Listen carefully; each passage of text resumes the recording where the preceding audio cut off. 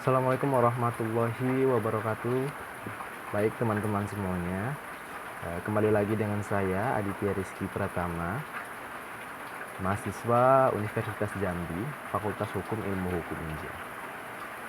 Pada video kali ini, saya akan melanjutkan pembahasan materi dari hukum perdagangan internasional yang sebelumnya pada video sebelumnya sudah saya bahas, yaitu mengenai terkait dengan definisi, tujuan, karakteristik, dan ruang lingkup dari hukum perdagangan internasional itu. Kemudian pada video kali ini, saya akan melanjutkan materi saya, yaitu menjelaskan tentang subjek hukum dan sumber hukum dari hukum perdagangan internasional itu sendiri. Pertama-tama adalah subjek hukum. Apa sih yang dimaksud dengan subjek hukum itu? Subjek hukum itu adalah segala sesuatu dalam bentuk entitas atau badan hukum yang dapat memiliki suatu hak dan kewajiban. Istilah subjek hukum ini berasal dari bahasa Belanda, yaitu yang dikenal sebagai rechtssubject, yang berarti pendukung hak dan kewajiban. Atau dapat kita singkat sebagai subjek hukum adalah entitas atau badan hukum yang memiliki hak dan kewajiban.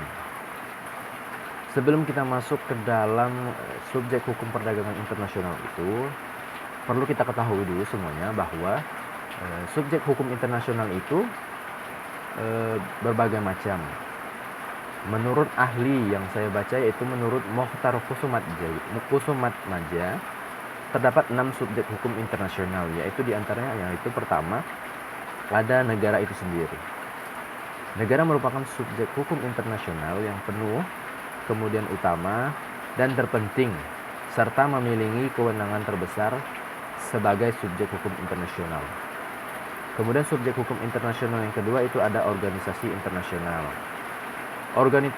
Organisasi internasional ini teman-teman, misalnya itu seperti dalam Perserikatan Bangsa-Bangsa, kemudian ada Bank Dunia, kemudian ada IMF atau International Monetary Fund, ada World Health Organization, ada ASEAN, European Union, dan lain-lain sebagainya. Kemudian subjek hukum yang ketiga itu ada Palang Merah Internasional. Palang Merah Internasional ini atau dikenal dengan sebagai International Committee on the Red Cross yang berpusat di Jenewa memiliki peran penting dalam sejarah hukum internasional, teman-teman. Sebagai subjek hukum internasional, Palang Merah Internasional ini memiliki ruang lingkup yang terbatas. Namun kedudukannya diperkuat oleh perjanjian dan konvensi internasional itu sendiri, teman-teman. Kemudian yang keempat, biasa kita kenal sebagai Tahta Suci Vatikan. Tahta Suci Vatikan ini merupakan salah satu subjek hukum internasional juga, teman-teman. Karena Tahta Suci Vatikan ini mempunyai perwakilan diplomatik di banyak ibu kota terpenting di dunia. Salah satunya termasuk di Indonesia. Dan Tahta Suci Vatikan ini merupakan subjek hukum internasional yang kedudukannya sejajar dengan negara-negara lain. Kemudian ada belligerent atau kelompok pemberontak. Belligerent ini muncul sebagai akibat dari suatu masalah dalam negeri, suatu masalah dalam negeri di suatu negara yang berdaulat, misalnya pemberontakan bersenjata yang terjadi di sebuah negara yang dilakukan oleh sekelompok orang untuk melawan pemerintahan yang sedang berkuasa atau rezim yang sedang berkuasa. Kemudian subjek HI selanjutnya itu ada individu atau manusia. Individu atau manusia juga termasuk dalam subjek hukum internasional. Dalam isi perjanjian Versailles tahun 1919 terdapat sejumlah pasal yang memungkinkan individu ini mengajukan perkara ke hadapan Mahkamah Arbitrase Internasional. Sebagai tambahan, selain 6 subjek hukum internasional yang telah saya jelaskan tadi, terdapat pula subjek hukum menurut beberapa ahli lain. Subjek hukum yang pertama yaitu International Non-Government Organization atau NGO, yaitu menurut beberapa pakar, NGO atau ada juga yang menyebutnya sebagai organisasi privat internasional adalah bagian dari apa yang disebut sebagai organisasi internasional itu sendiri. Contohnya seperti Save the Children, Amnesty International, Human Rights Watch, Greenpeace, dan lain-lain sebagainya. Kemudian ada perusahaan transnasional. Perusahaan transnasional ini teman-teman, yaitu adalah perusahaan yang didirikan di suatu negara, tetapi dia beroperasi di berbagai negara lain. Jadi, international personality atau perusahaan transnasional ini hanya ada ketika hubungan internasional yang dilakukannya diatur oleh hukum internasional itu sendiri. Kemudian yang ketiga teman-teman, ada organisasi pembebasan atau bangsa yang memperjuangkan haknya. Maksudnya itu teman-teman di sini adalah bangsa yang memperjuangkan haknya adalah suatu bangsa yang berjuang memperoleh kemerdekaan dengan cara melawan negara asing yang menjajahnya. Itulah tadi beberapa subjek hukum internasional yang saya ketahui dan saya cari menurut beberapa ahli. Kemudian ada beberapa yang sama seperti subjek hukum perdagangan internasional itu sendiri teman-teman. Jadi di dalam subjek hukum internasional ini tidak semuanya menjadi subjek hukum perdagangan internasional teman-teman. Ada beberapa saja yang masuk sebagai subjek hukum perdagangan internasional ini teman-teman. Di antara beberapa subjek hukum internasional tadi teman-teman, tidak semuanya itu masuk sebagai subjek hukum perdagangan internasional. Dari sekitar 9 yang saya bacakan tadi, subjek hukum internasional tadi, hanya beberapa subjek saja yang masuk ke dalam subjek hukum perdagangan internasional. Yaitu diantaranya yang pertama teman-teman, sudah pasti kalau kita membahas tentang perdagangan internasional, pasti kita melibatkan suatu negara teman-teman. Subjek hukum yang pertama yaitu negara teman-teman.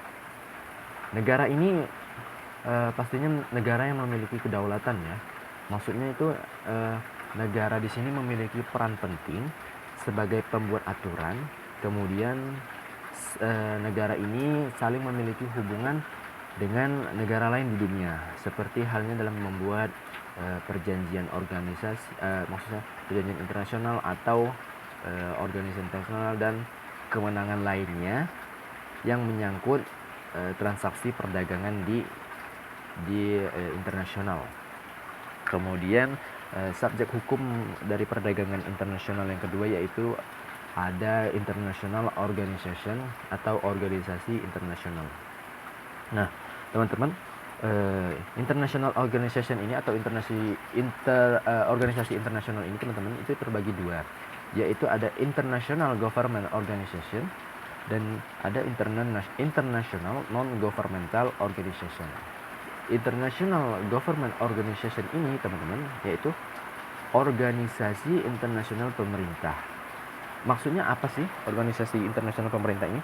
Maksud dari organisasi internasional pemerintah ini adalah organisasi yang timbul dari suatu perjanjian-perjanjian atau konvensi internasional yang memang dibuat oleh negara-negara, atau bisa dikatakan sebagai suatu badan yang menaungi untuk mengatur seputar perdagangan internasional itu sendiri. Nah, contohnya itu teman-teman seperti UNCITRAL dan UNTAD. UNCITRAL itu yaitu United Nations Commission on International Trade Law atau Komisi Hukum Perdagangan Internasional Perserikatan Bangsa-Bangsa. Nah, UNCITRAL ini teman-teman, sedikit info saja teman-teman. UNCITRAL ini dibentuk pada tahun 1966 oleh Majelis Umum PBB. Kemudian UNCITRAL Arbitration Rules telah digunakan untuk menyelesaikan beberapa perselisihan, termasuk perselisihan antara pihak swasta, sengketa investor dengan negara, dan sengketa antar negara. Kemudian ada contoh selanjutnya yaitu UNTAD. UNTAD ini yaitu United Nations Conference on Trade and Development atau Konferensi Perserikatan Bangsa-Bangsa tentang Perdagangan dan Pembangunan.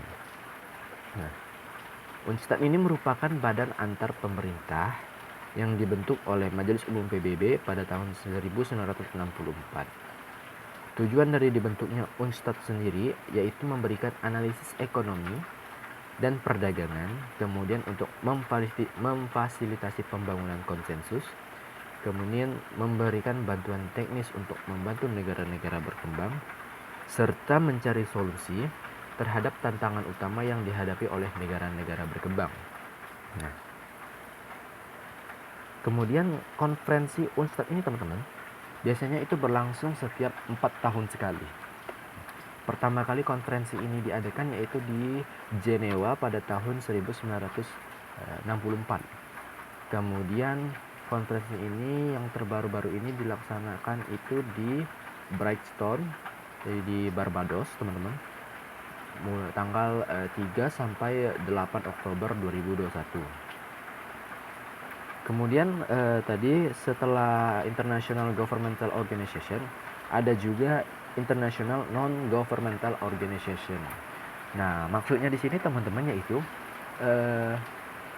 ini adalah suatu lembaga bantuan kerjasama asing yang didirikan atas kesepakatan antar instansi, atau bahasa gampangnya kita kenal sebagai lembaga swadaya masyarakat lah, atau LSM. Nah, LSM ini sifatnya internasional atau lintas negara. Contohnya itu seperti ICC atau International Chamber of Commerce, yaitu suatu lembaga bantuan kerjasama internasional atau LSM tadi yang memiliki kewenangan untuk membuat peraturan internasional serta mempromosikan perdagangan dan investasi internasional. Selanjutnya, subjek hukum yang terakhir dari hukum perdagangan internasional ini teman-teman yaitu ada multinational company. Multinational company ini adalah perusahaan yang berusaha di banyak negara. Maksudnya ini teman-teman, perusahaan ini biasanya adalah perusahaan yang sangat besar, seperti kantor-kantor atau pabrik, yang memang mereka memiliki cabang atau beroperasi di beberapa negara, tidak hanya di satu negara saja.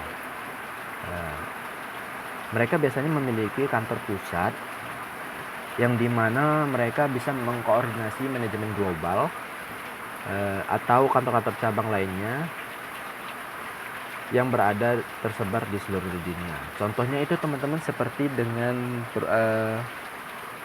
Amazon, kemudian ada perusahaan Apple, ada Google dan lain-lain semuanya.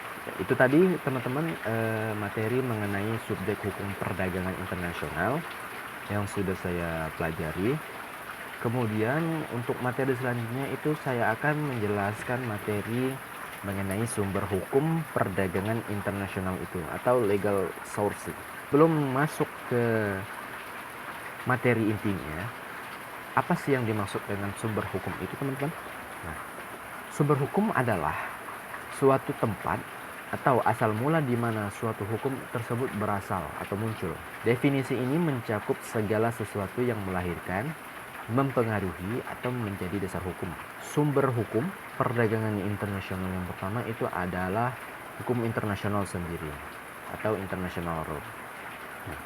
Menurut Mokhtar Kusumadja, ia mendefinisikan hukum internasional itu sebagai keseluruhan kaidah dan asas hukum yang mengatur hubungan atau persoalan yang melintasi batas negaranya atau hubungan internasional yang bukan bersifat perdata. Hukum internasional dibagi menjadi dua, yaitu hukum internasional publik dan hukum internasional privat. Hukum publik di sini yaitu bermaksud sebagai seperangkat norma yang bertujuan untuk mengatur interaksi antara subjek hukum internasional yang berpartisipasi dalam hubungan internasional atau hubungan antar negara. Contohnya yaitu seperti perjanjian internasional yang disepakati oleh negara-negara yang mengadakan perjanjian tersebut. Sedangkan perjanjian internasional privat yaitu adalah hukum yang mengatur perselisihan antara warga negara, yaitu dalam arti manusia atau perusahaan, dari berbagai negara dan warga negara terhadap negara asing. Selanjutnya, Sumber hukum perdagangan internasional kedua teman-teman yaitu ada konvensi internasional atau International Convention. Konvensi internasional atau International Convention ini adalah konvensi yang dibuat oleh negara-negara atau organisasi internasional terkait dengan perdagangan internasional. Nah, teman-teman, ada perbedaan loh antara konvensi internasional dengan perjanjian internasional itu. Jadi apa sih perbedaan perjanjian internasional dengan konvensi internasional itu? Nah, jadi perbedaannya itu adalah kalau konvensi internasional itu teman-teman itu sifatnya dia multilateral atau antar negara yang tidak di suatu kawasan tertentu yang tujuannya bersifat umum.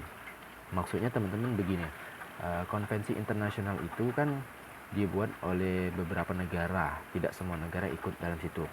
Tetapi hasil dari konvensi internasional itu teman-teman itu bisa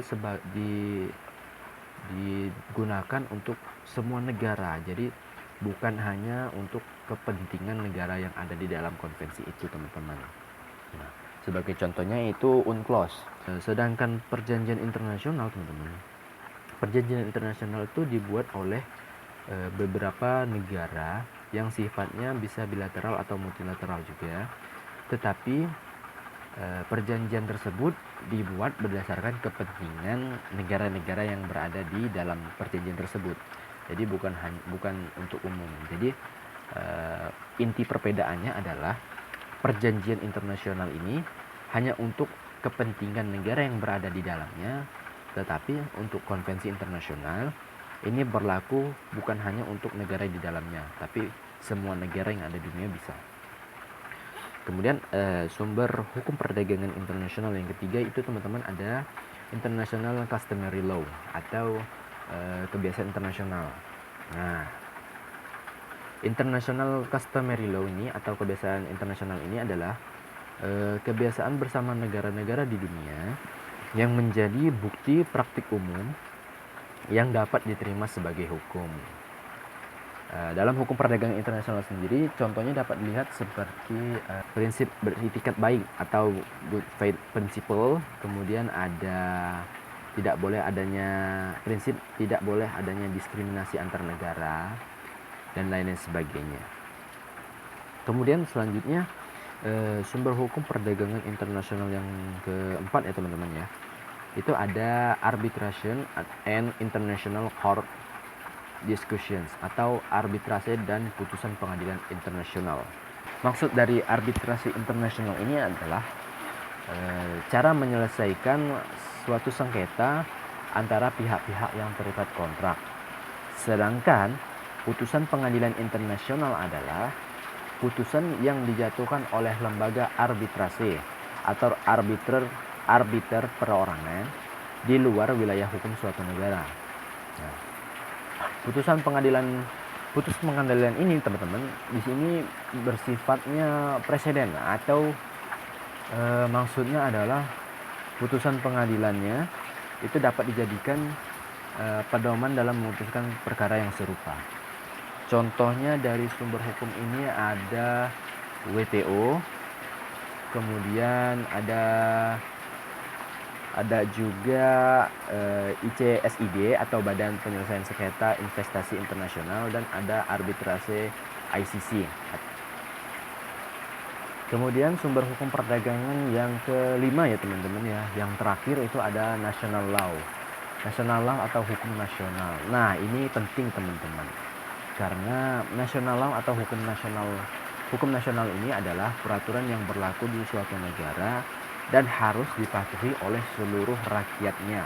Itu hukum nasional ini teman-teman berfungsi sebagai untuk mengatur hubungan antara individu dengan individu dan individu dengan negara.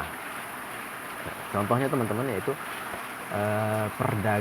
peraturan perdagangan yang bertujuan untuk mengatur sebuah negara agar tetap berjalan dengan baik, anti dumping dan subsidi, dan adanya hukum kekayaan intelektual teman-teman. Maksudnya di sini ada teman-teman. Jadi negara berhak mengatur warga negaranya agar perdagangan di dalam negaranya bisa tetap berjalan atau survive. Nah, jadi dengan sumber hukum yang terakhir tadi teman-teman,